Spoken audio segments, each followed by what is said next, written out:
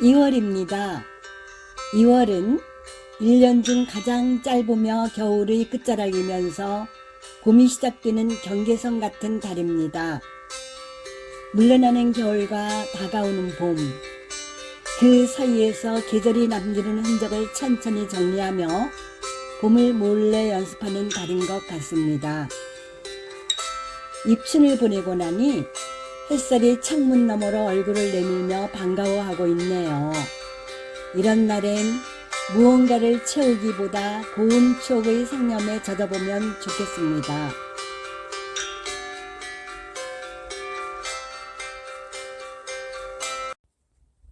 안녕하세요. 김포 북돋움을 진행하고 있는 이진숙입니다. 여러분은 지금 김포시 늘봄 라디오와 함께하고 계신데요. 본 방송은 신앙송과 함께 책과 관련된 이야기를 하는 시간입니다. 먼저 시 한 편 감상하겠습니다.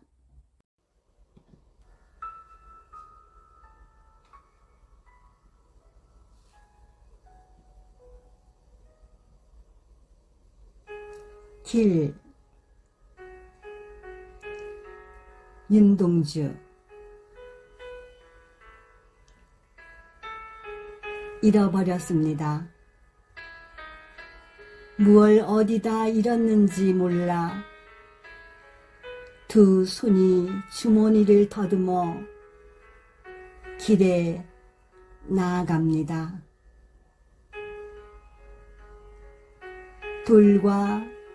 돌과 돌이 끝없이 연달아 길은 돌담을 끼고 갑니다. 담은 쇠문을 굳게 닫아 길 위에 긴 그림자를 드리우고 길은 아침에서 저녁으로 저녁에서 아침으로 통했습니다. 돌담을 더듬어 눈물 짓다 쳐다보면 하늘은 부끄럽게 푸릅니다. 풀 한 폭이 없는 이 길을 걷는 것은 담 저쪽에 내가 남아있는 까닭이고 내가 사는 것은 다만 잃은 것을 찾는 까닭입니다.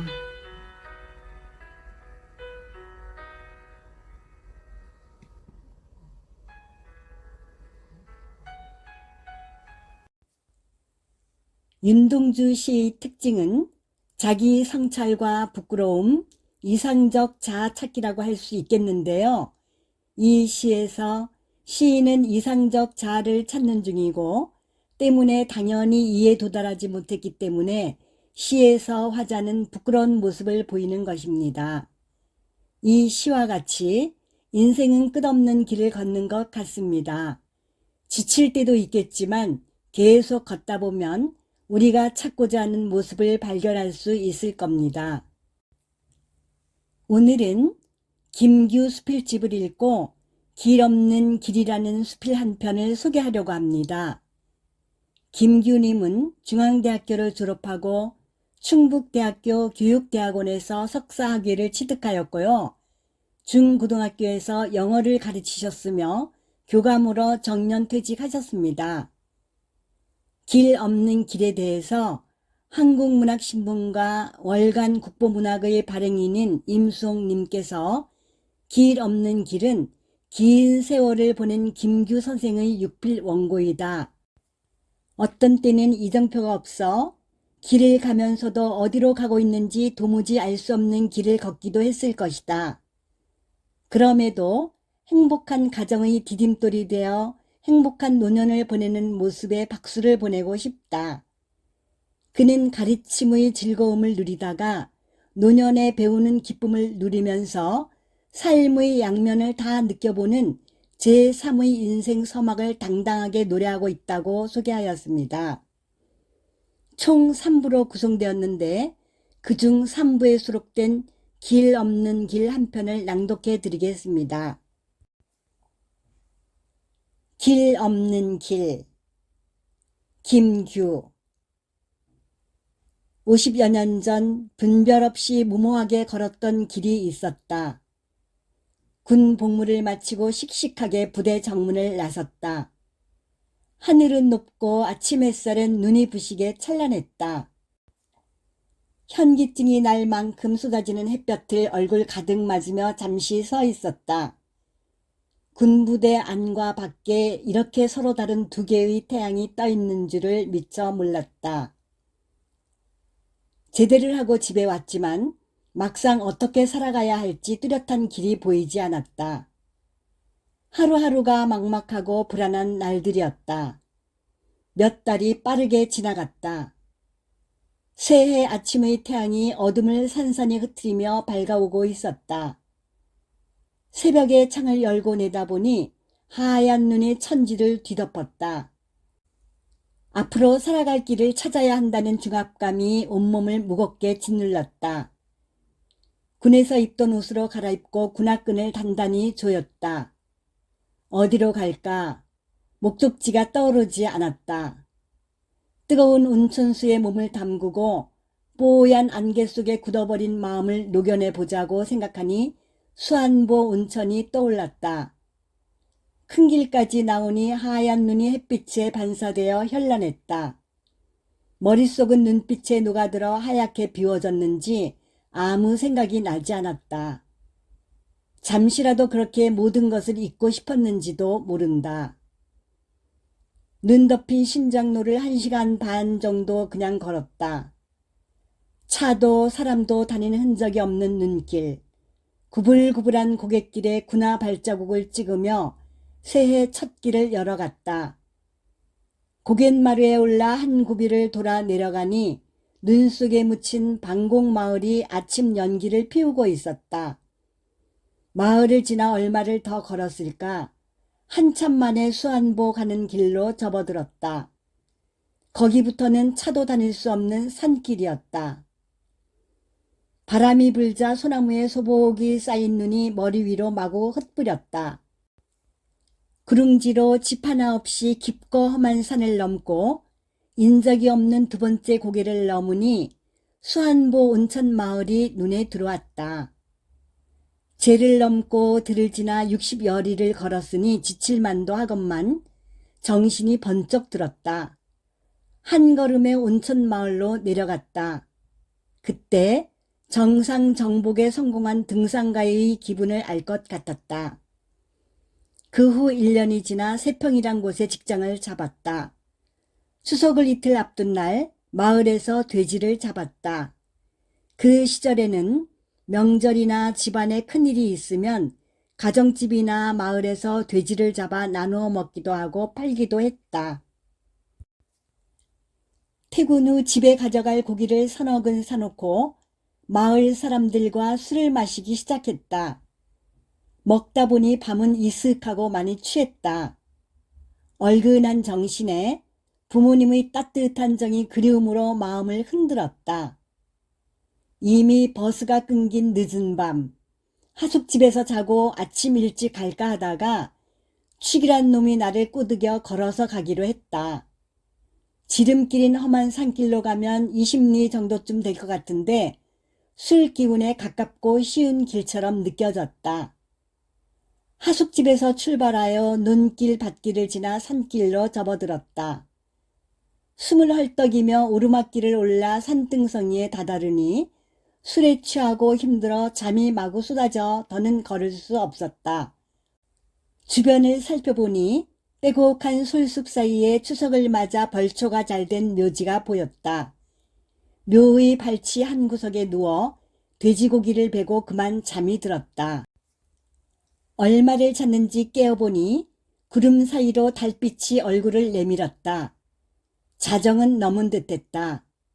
정신없이 한숨 잤는데 몸이 으스스하고 기분이 좋지 않아 취기가 확 달아났다. 돼지고기를 집어들고 서둘러 잔솔 사이길을 허겁지겁 내려가니 등불 꺼진 능촌 마을이 어둠 속에 웅크리고 있었다. 작은 고개를 하나 더 넘어 이무기가 산다는 커다란 무릉덩이가 있는 들판에 이르렀다. 갑자기 먹구름이 몰려들어 사방은 칠흑같이 어두워졌다. 아무리 살펴도 길은 보이지 않고 억새풀이 발길을 막았다. 두려움이 스산한 강바람과 함께 내 몸을 휘감았다. 가을바람에 나부끼는 갈대의 서걱거림이 홀령의 울음 같아 얼어붙고 말았다. 순간 내가 어둠살에 홀렸다는 생각이 들었다. 마음을 가라앉히고 나니 강물 흐르는 소리가 들렸다. 길 찾기를 포기하고 물소리 나는 곳으로 발길을 돌렸다. 돌부리에 걸려 넘어지기도 하고 발을 헛디뎌 언덕 아래로 구르기도 했다. 갈대잎에 손과 얼굴을 베기도 하며 간신히 강가 자갈밭으로 내려갔다. 비명을 지르며 굽이쳐 흐르는 강물이 반가웠다. 천신만고 끝에 배나무 여울에 이르렀고 언덕길을 한숨에 넘어 집에 도착했다. 술에 취해 겁없이 걸었던 길이었기에 부모님의 포근함이 더욱 느껴지는 밤이었다. 희수를 넘고 뒤돌아보니 내가 살아온 길은 50여 년 전 겁도 없이 걸었던 그 길의 연속이었다. 어둠살에 홀려 길을 잃고 갈대숲을 헤매기도 하고 때론 눈 덮인 새벽을 열며 험준한 고개도 넘어왔다.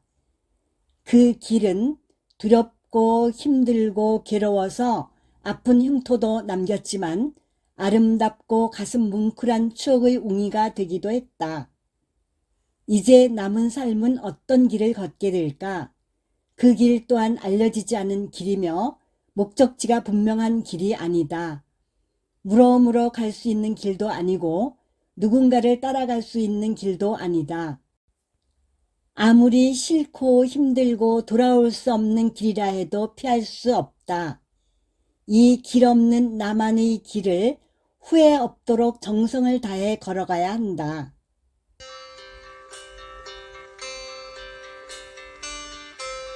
오늘은 김규 수필집에서 길 없는 길 한 편을 낭독해 보았습니다. 인생은 지도에도 없는 길을 걷는 일입니다. 표지가 없기에 매 순간 망설이고 스스로 방향을 정해야 합니다. 때로는 넘어지며 길이 생기고 돌아본 뒤에야 그것이 나만의 길이었음을 알게 되지요. 그렇게 헤매며 여기까지 온 길을 작가는 아름답고 가슴 뭉클한 추억의 길이라고 했습니다.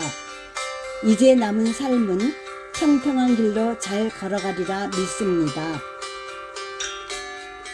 지금까지 김포 북도듬의 이진숙이었습니다.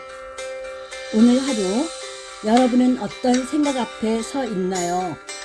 말로는 설명할 수 없지만 분명히 느꼈던 마음, 그것을 그냥 지나치지는 않았는지요? 책은 늘 답을 주기보다 우리에게 질문을 건네도록 도와줍니다. 겨울과 봄 사이 그 틈에서도 책은 늘 우리 편이 되어줍니다. 아무도 알아채지 못한 마음의 움직임, 그 작은 흔들림 하나가 내일을 바꾸기도 하지요. 날마다 책이 전하는 내용이 여러분의 마음의 작은 여운으로 머물기를 바라며 저는 다음 시간에 다시 찾아뵙겠습니다. 오늘도 애청해 주셔서 고맙습니다.